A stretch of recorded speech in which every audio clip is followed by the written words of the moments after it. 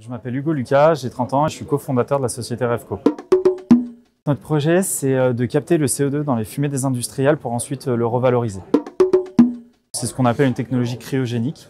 Donc on utilise le froid pour geler le CO2 et pour l'isoler du reste des autres gaz. Ça coûte à peu près 30 € par tonne de CO2, donc on parle de coûts opérationnels, donc de coûts d'électricité. On est encore en phase de test, donc on a une petite machine qui capte à peu près 2 tonnes de CO2 par jour. Demain, on fera une machine 10 fois plus grosse, donc à peu près 20 tonnes de CO2 captées par jour. Et à partir de cette nouvelle machine de 20 tonnes, on va l'industrialiser et la reproduire à un maximum d'unités. Voilà.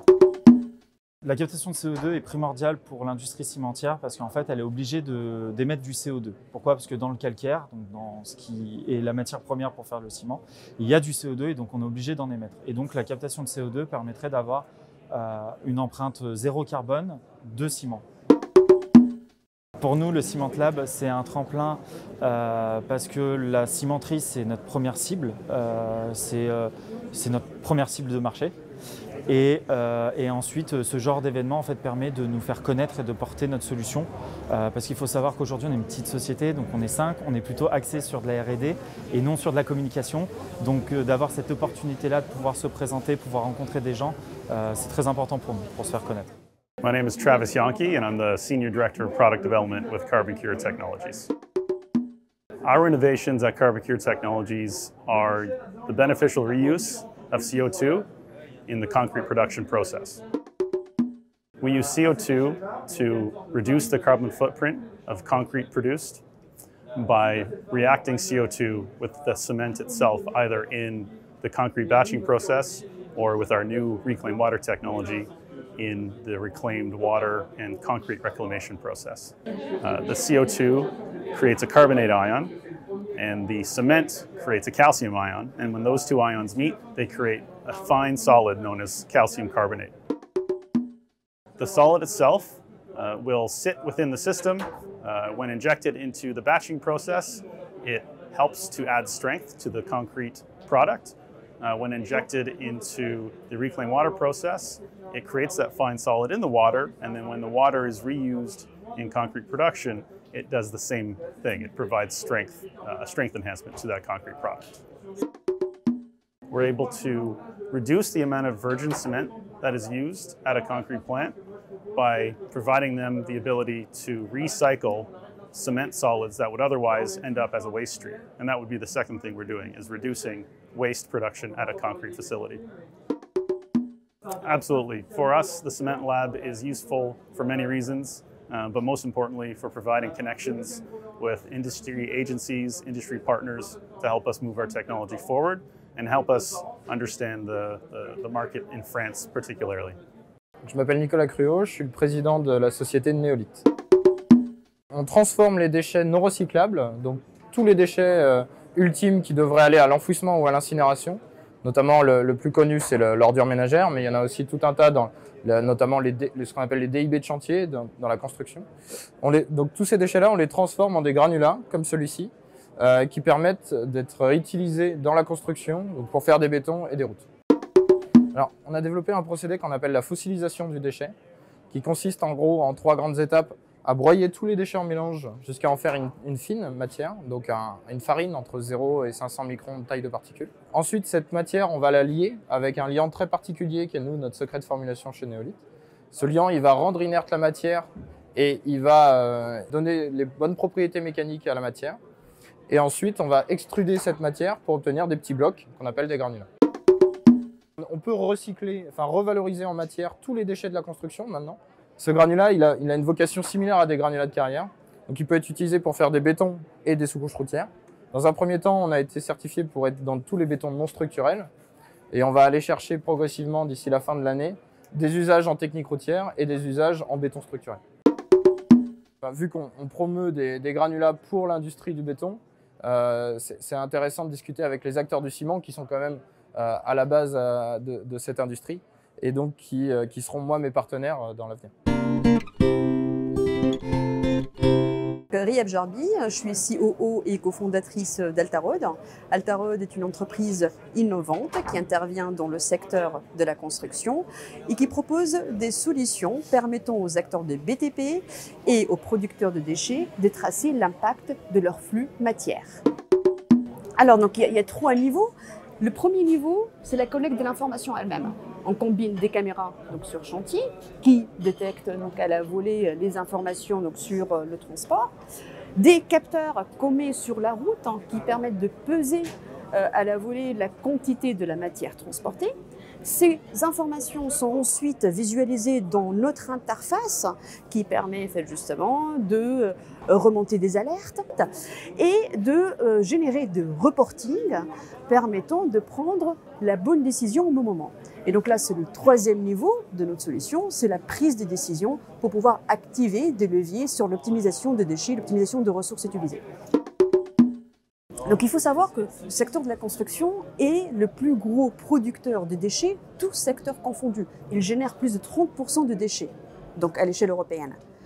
Lui proposer de solutions permettant de tracer donc, ces déchets-là, lui permettre de mieux les recycler, les valoriser, les réutiliser ailleurs. L'idée étant derrière de réduire l'empreinte carbone du secteur. Une collaboration avec Cement Lab permettrait de pousser des solutions vertueuses pour l'écosystème de la construction, mais aussi de nous faire connaître auprès de différents acteurs du domaine. Je m'appelle Frédéric Blaise, je suis architecte urbaniste et je suis co-gérant d'une agence d'architecture et d'urbanisme qui s'appelle ALT, pour Architecture Lien Territoire. Le projet qu'on est venu présenter s'appelle Air des Carrières et donc c'est un dispositif de lutte contre les îlots de chaleur qui fonctionne sur le principe du puits canadien et qui va aspirer à moins 25 mètres de profondeur une ressource en air frais qui est naturelle, renouvelable et inexploitée jusque-là pour la ramener à la surface et créer une bulle d'air au bénéfice des usagers de l'espace public pendant les périodes de canicule. Il prend la forme d'un banc en pierre qui se dispose donc sur un tampon de voirie qui ressemble à une plaque d'égout qu'on vient juste déposer et le banc s'installe par-dessus et il y a une gaine qui descend à moins 25 mètres de profondeur et qui, par une simple question de ventilation, aspire l'air et le diffuse à travers le banc en pierre. Aujourd'hui, les îlots de chaleur créent une nuisance pour les personnes qui vivent en milieu urbain. Les villes sont pas vraiment résilientes et donc les îlots de chaleur se maintiennent en fait mieux dans la ville qu'ailleurs. Et là, en fait, le banc Air des Carrières, il apporte une solution simple et facile à mettre en place et qui apporte une bulle d'air frais en fait aux personnes vulnérables dans l'espace public. Participer au Cement Lab nous permet de rentrer en contact avec d'autres entrepreneurs qui ont des idées intéressantes pour avancer un peu sur les mêmes thématiques que nous, qui sont la résilience de la ville ou la lutte contre les îlots de chaleur et la mobilisation de matériaux naturels ou de matériaux renouvelables pour poursuivre à construire la ville, mais avec une meilleure attention pour l'environnement et les usagers. Francesco Papa et de la société Vialytics. Notre projet, c'est de diagnostiquer intelligemment l'état des routes avec un smartphone et une intelligence artificielle qui détecte automatiquement les dommages routiers. L'idée, c'est de pouvoir apporter une information aux gestionnaires de patrimoine pour pouvoir identifier où faire des travaux et surtout intervenir sur le terrain quand il y a un danger qui est peut-être notable comme un nid de poule. Et aujourd'hui, c'est fait à un papier, un stylo et pourtant, on a quand même des patrimoines pour certaines collectivités qui sont très très grands. On a un smartphone qui se met sur un véhicule et qui va automatiquement prendre des photos de la voirie. Ensuite, l'AI qui fait son travail d'analyse intelligente et un rendu sur un logiciel cartographique pour montrer le résultat. Et ce qui est très intéressant, c'est que tout est automatisé. De la partie terrain à la partie analyse, donc il n'y a vraiment rien à faire et voilà, il y a juste à aller sur le terrain, ce qui était déjà fait avant, et juste à rouler sur la voie. Entretenir une route, c'est coûteux, mais il y a aussi un coût de CO2. Et il y a des enjeux aussi de sécurité qui sont liés à ça, notamment avec les pistes cyclables, la mobilité douce qui devient partagée avec les véhicules. Donc aujourd'hui, il y a un vrai enjeu d'être réactif, d'être préventif plutôt que curatif. Et du coup, beaucoup de collectivités s'arment d'outils pour les aider à optimiser en tout cas la gestion du patrimoine. Ce qui est intéressant, c'est qu'aujourd'hui, on est principalement développé avec les collectivités. Donc on a une solution aux collectivités. On aimerait beaucoup développer une partie qui un service OTP, aux travaux publics, aux entreprises de travaux publics. Pourquoi ? Parce qu'il y a beaucoup d'entreprises qui sont souvent des entreprises locales, à côté d'une collectivité et qui font du repérage de travaux quand ils vont reboucher et qui n'ont peut-être pas forcément d'outils. Donc l'idée, ce serait d'explorer à travers ce cadre de Cement Lab, de voir si on pourrait peut-être développer une offre dans ce contexte-là. Je m'appelle Ferdinand Eberlé et je travaille chez Bioxégie. On est une start-up pionnière du biomimétisme en France et en Europe. Ce qu'on fait, c'est qu'on s'inspire de l'ingéniosité, de la sophistication des êtres vivants pour innover, pour créer des nouvelles technologies. Avec une ETI savoyarde, nous avons développé une formulation chimique qui permet de donner en fait à des poutrelles en aluminium des propriétés super hydrophobes, comme il existe dans le vivant. Par exemple, dans des végétaux comme les capucines, comme les roseaux. On a aussi travaillé sur des problématiques de béton autoréparant. En fait, c'est effectivement quand il y a différentes porosités et l'oxygène qui va être présent, il y a certains micro-organismes présents dans ce béton-là qui vont justement se développer et prendre plus d'espace et combler justement les trous qu'il y a dans ce béton-là. Dans le secteur de la construction, il y a, je dirais, 3 principaux focus là où ça peut être intéressant. Il y a effectivement sur le focus au départ des matériaux en tant que tels. Comment concevoir des matériaux plus durables qui utilisent moins de CO2, capter le CO2 aussi à travers ces matériaux, des matériaux aussi plus légers qui vont du coup demander moins d'énergie pour être transportés. Il y a après effectivement toute cette question autour de la thématique de la chaleur. Effectivement, on en parle un peu tous les jours, là où nos villes vont devenir de plus en plus chaudes. Effectivement, les écosystèmes vivants sont très performants face à cette problématique-là et on va pouvoir réutiliser certains mécanismes, certains comportements. Comment est-ce que justement nos bâtiments vont interagir ensemble, comment est-ce qu'ils vont renvoyer la chaleur et les rayons de lumière différemment sans que ça les renvoie entre eux et que ça crée certains micro-effets de serre.